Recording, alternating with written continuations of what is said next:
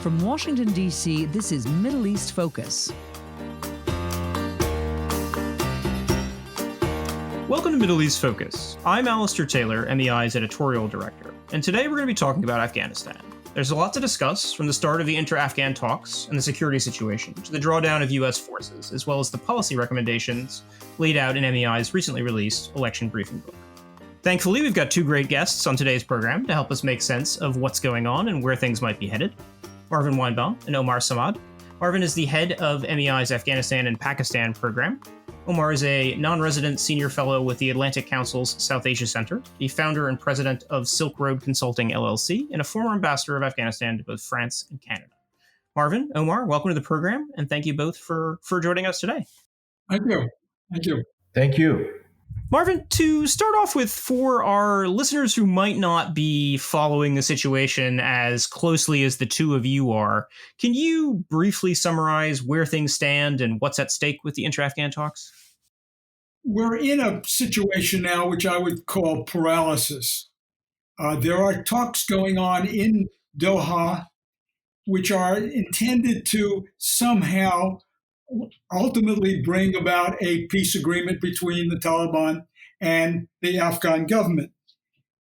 What has happened is that there's been such great difficulty in, first of all, just getting them to sit down. An agreement was signed which should have started the talks back in March.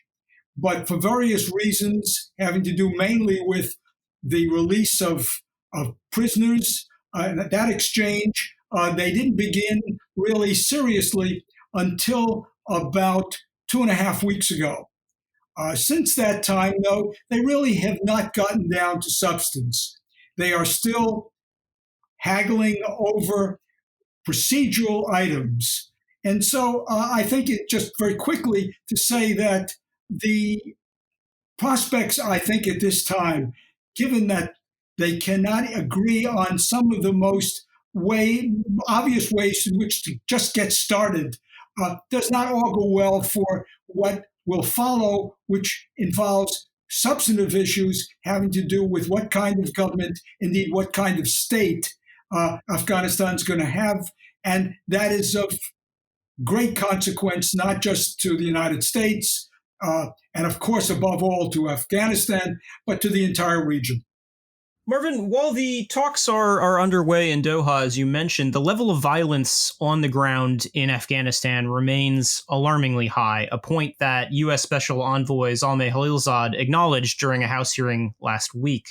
How will the ongoing violence and the Taliban's refusal to sign a ceasefire affect the progression of talks? There seems an interesting development here. The United States had always insisted that in order to make progress in the talks, there had to be a ceasefire. Others have chimed in with virtually the same kind of precondition here for talks to really make progress. But last week, in speaking to the Senate, the House Foreign Affairs Committee, our special representative Khalilzad said, well, we may very well have to do without a ceasefire until there's a peace agreement. So it seems like we have basically given up on the idea that there's going to be a comprehensive peace agreement. We'll be willing to settle for a diminishing of violence.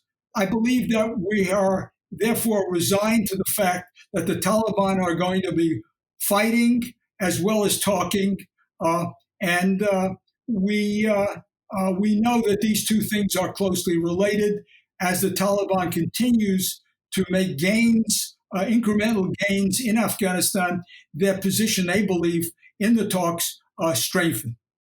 Thank you, Marvin, for that start there. I'm on the talks. Yes, it's somewhat paralyzed, but it's still going on. You know, we have to put this in context.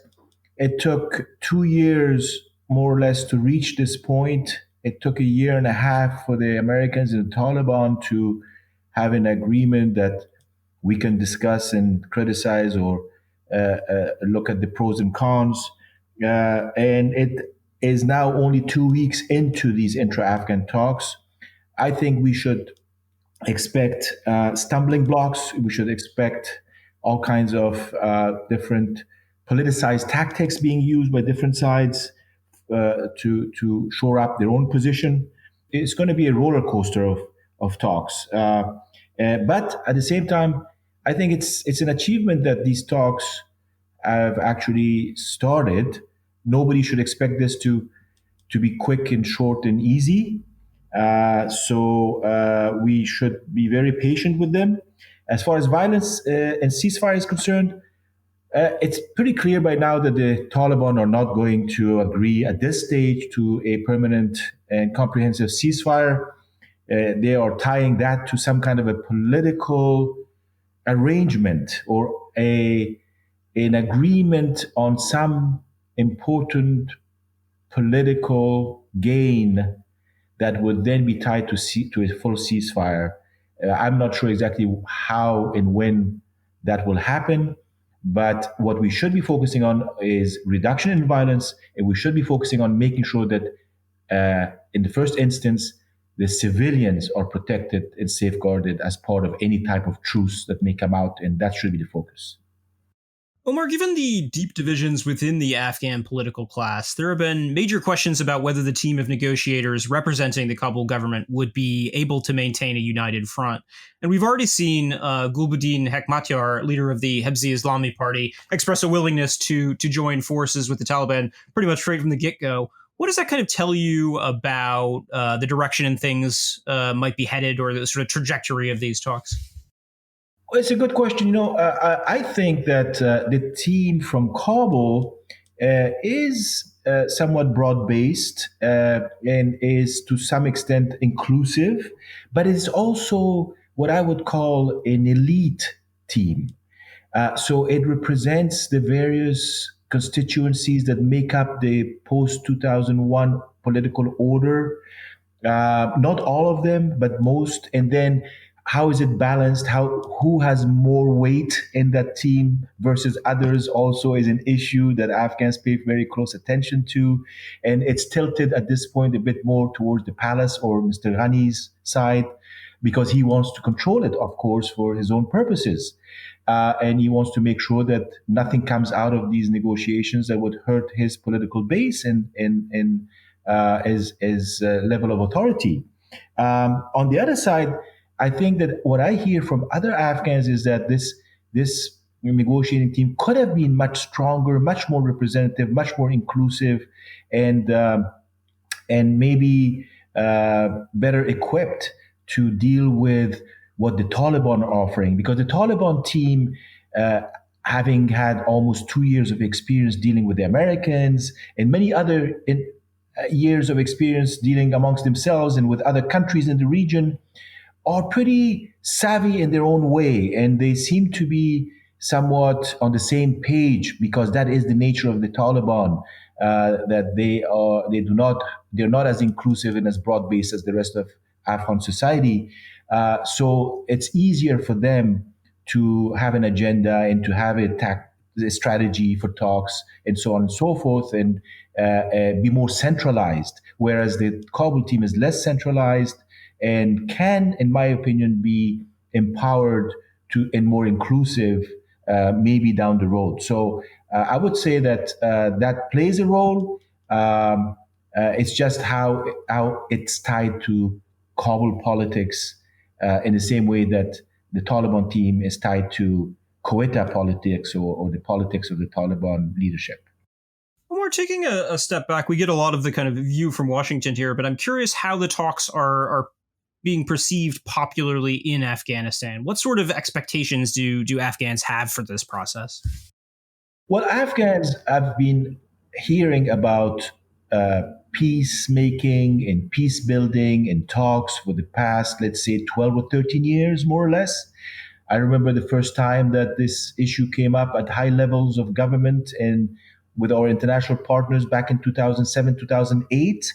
And we've seen this process go through ups and downs throughout the Bush administration, then Obama administration, the setting up of the Taliban office in Doha, and then the collapse of those talks. And then again, the United States went through military surges and the end of the mission and the start of a new mission. So until the Trump administration initially decided to use a very heavy hand trying to break the Taliban back or their momentum basically and to create new conditions on the battlefield, but they failed by 2018. That didn't pan out, and by September of 2018 the Trump administration decided to say, and I guess everybody realized that this war cannot be won, that there is no military solution, so we need to engage in a political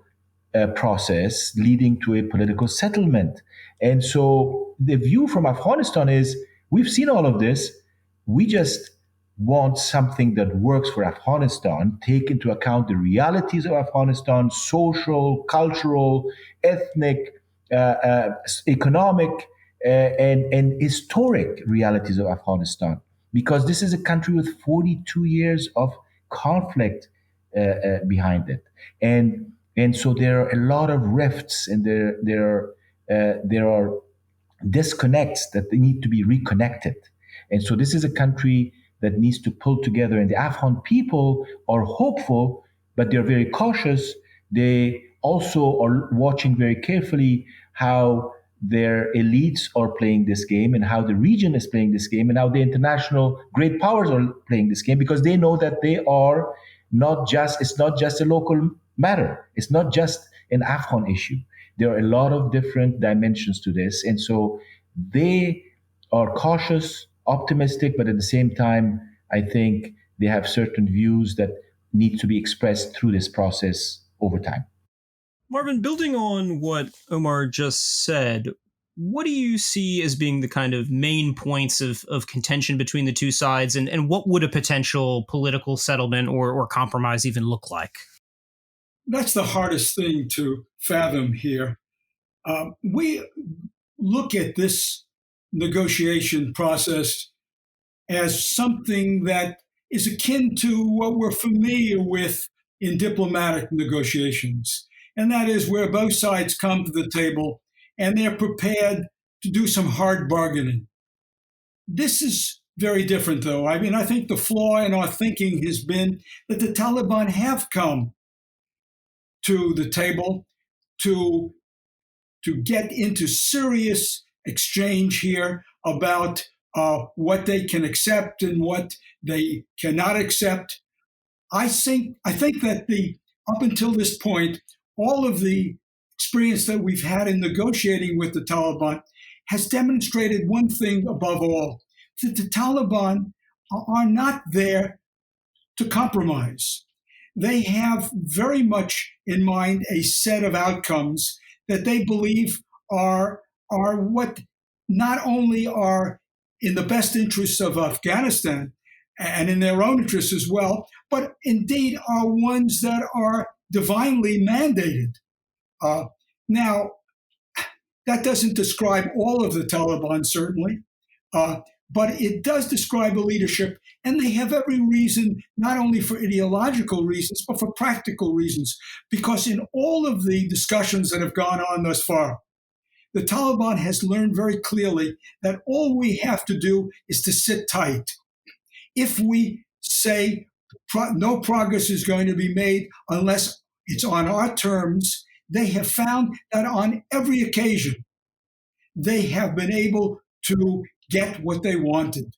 And I believe that this together with the fact that there's such a wide gap here in what the basic perception or vision of Afghanistan is all about between the two sides, that there really is not the basis here for what everyone admits would be the mechanism for this to take place, and that is some power sharing arrangement.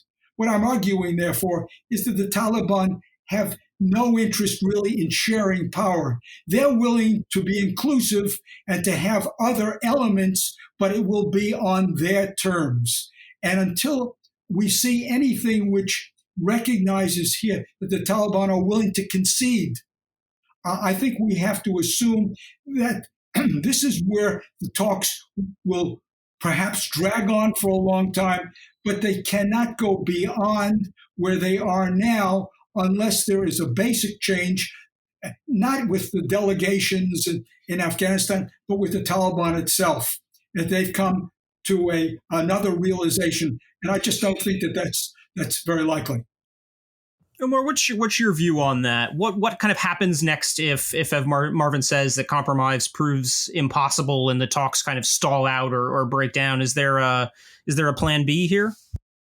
Well, plan B, unfortunately, is more war, is more fighting, is more losses on all sides. It's more destruction. It's inviting the region to hedge and to get involved probably in an Afghan civil war, God forbid, that would turn it into a proxy war.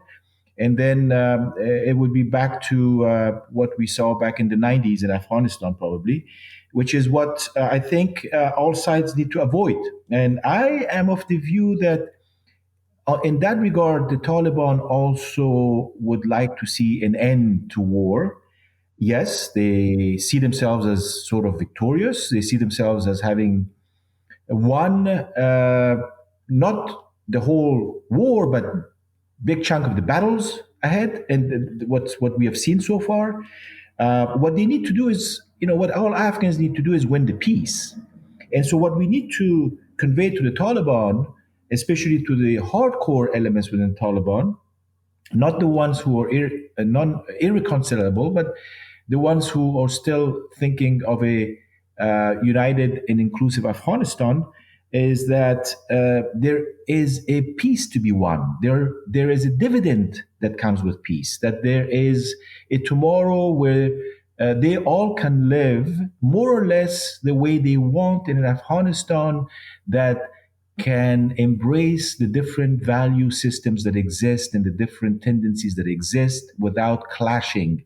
And that will depend very much on the kind of political order and state or governance system that we can agree to, where all sides find their own place and their space, and where we do not have to fight over a seat, as to who is in charge in a palace in Kabul, and authority resides in one person or small group.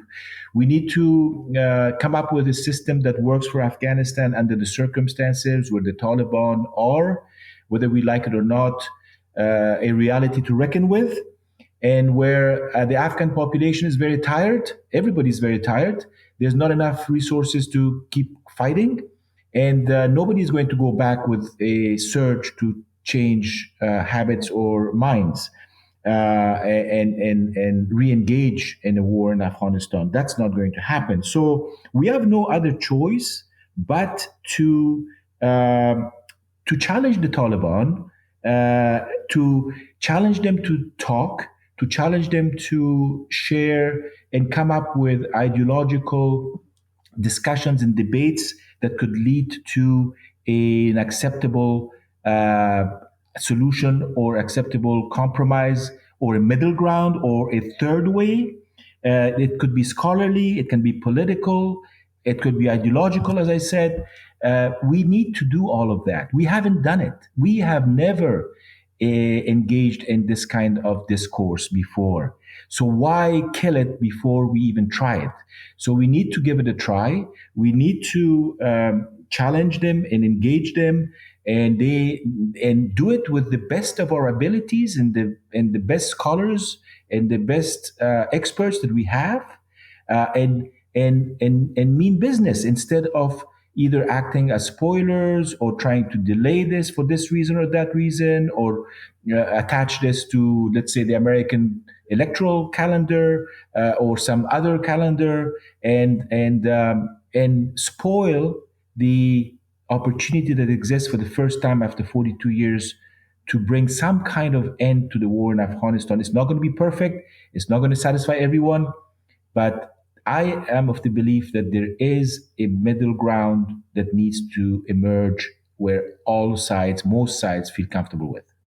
If I could just break in here, I think I share with Omar, and just about everybody else, the desire to see finally some peace in Afghanistan, that which is able to encompass all of the values of the society, and there are certainly a great many that have to be accommodated. But I think what Omar has suggested and done so, I think, very nicely, is something which is in the realm of hopeful thinking. Yes, this is what should happen. But what I am saying is that if we proceed in this way, we will not be, in a way, preparing ourselves for what I see as being the way things are now working out, the inevitable, and that is that there will be a peace, perhaps, and I believe also that the Afghan Taliban want peace. But as I've said earlier, they want peace on their terms. And those terms are ones in which I believe that we have here a conflict of values. And there are, throughout history, examples of conflicts. This is not peculiar to Afghanistan. Conflicts in which there is such an enormous value difference between the adversaries that it cannot happen this way. So that if we put all of our hope here on there, somehow people acting reasonably, and somehow people will be recognize the stakes here and the need for coming together in some community here of peace. I think we're going to be setting ourselves up for not just a disappointment here, but as Omar mentioned here, the danger here of civil war. Finally, I think that what we're dealing with here is a situation where we have one party so determined to have things as they see they must be, that they cannot accommodate others. The idea for them that they would sit in a cabinet sharing portfolios with others from the various factions in Afghanistan, I believe that this is stretching imagination here too far. There's no indication from them that they are prepared to do this. They don't at all subscribe to having elections.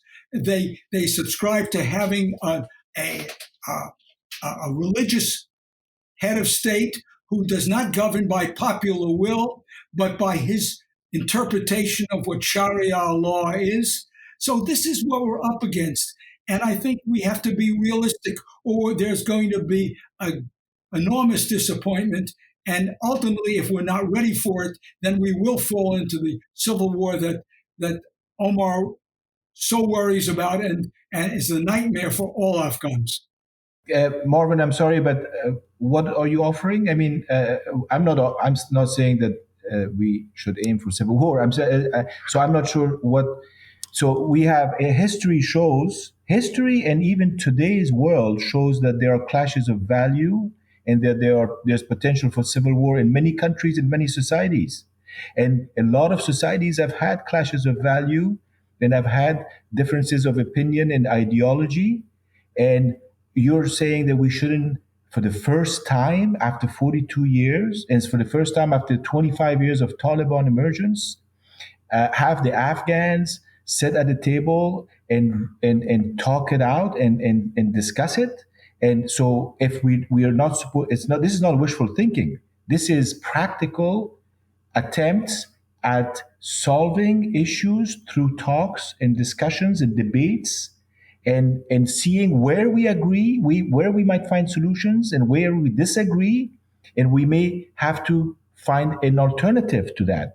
But the prospect of not doing so means continuing what some people advocate and benefit from, which is more war, continuous war in Afghanistan after all these years.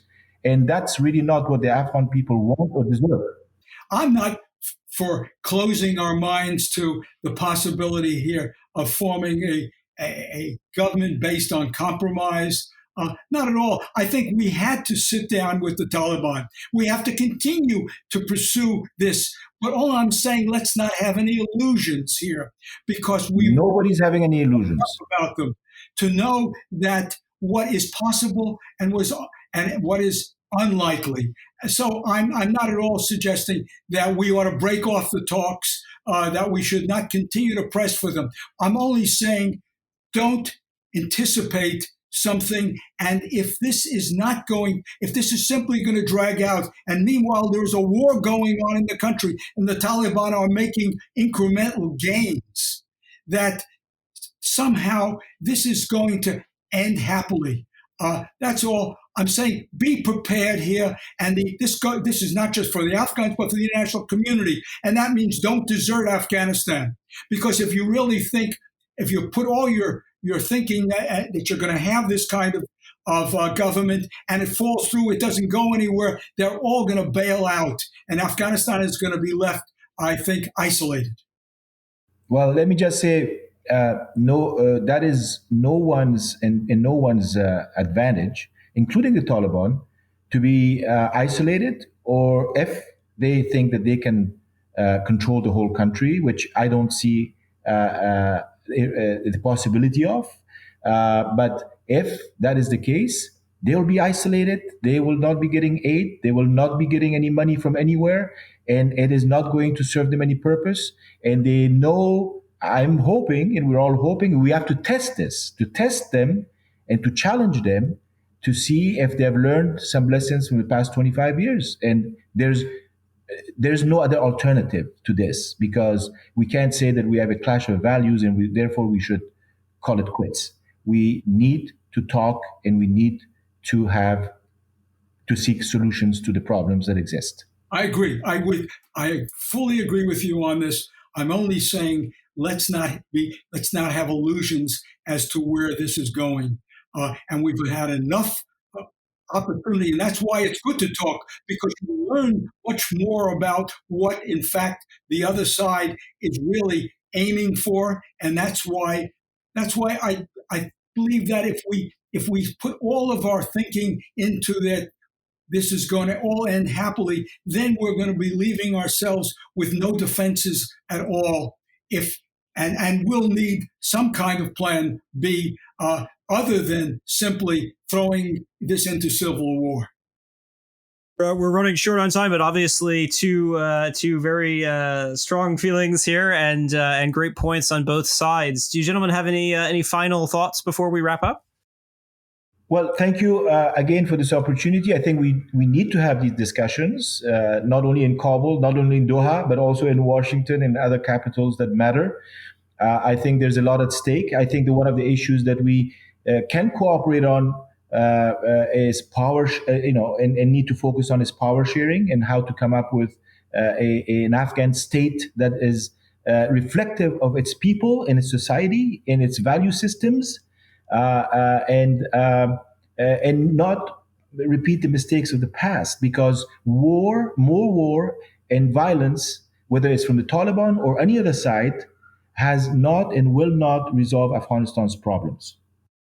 I basically agree with much of what Omar is saying. This is certainly what we would like to see happen. And I hope that I'm wrong here and that he's right. But I'm only saying that we cannot base our strategy, our thinking, on just what we would like to see happen. And we have to be aware of what will be the consequences if, in fact, these negotiations, as I fear, these negotiations will drag on. And I'll just conclude by saying already what we have seen should be enough to signal the fact of what a enormous hurdle this is going to be to realize an agreement, just based on the fact that they can't even agree on the first steps to get to talk about substance, where substance is what will be a state, this new state will be the new government.